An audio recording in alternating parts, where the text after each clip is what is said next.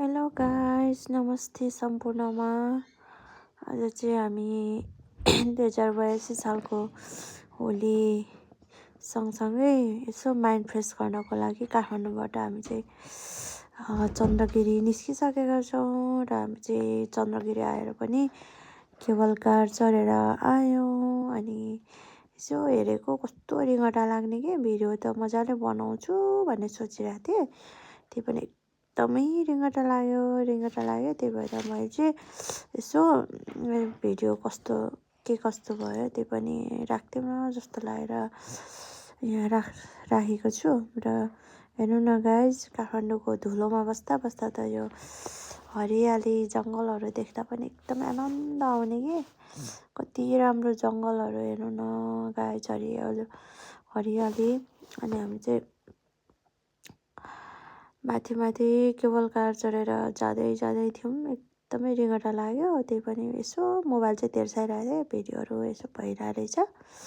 त्यही भएर अनि हजुरहरू पनि को जानुभएको छ चन्द्रगिरी, जानुभएको छ भने कमेन्ट गर्नुहोला, जानुभएको छैन भने चाहिँ एकचोटि जानुहोला। हामी चाहिँ यहाँदेखि यसो पारि हेरेको, यस्तो राम्रो दृश्य पारिको सिनहरू यस्तो राम्रो हो कि काठमाडौँको सिनहरू। अनि मलाई चाहिँ एकदमै डर पनि लागिरहेको थियो। डर लाग्दा पनि मैले भिडियोहरू यसो गरेँ। अनि हामी चाहिँ अब निकै माथि पुगिसक्यौँ। कोही आउने कोही जाने गर्दै हुनुहुन्छ।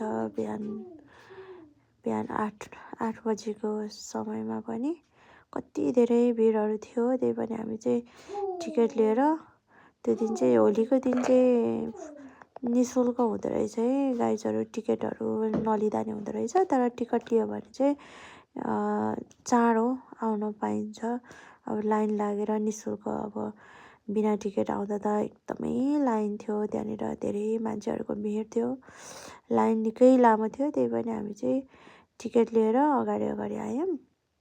अनि बाबु पनि थियो। अनि हामी चाहिँ माथि चन्द्रगिरी माथिको भालेश्वर मन्दिरको पनि दर्शन गर्नुपर्ने भएर हामी चाहिँ केही पनि नखाइकन आएको थियौँ। अनि त्यही भएर अनि हेर्दै गर्नु होला गाइज। आजको लागि चाहिँ मैले भिडियो यति नै गरेँ। By by guys.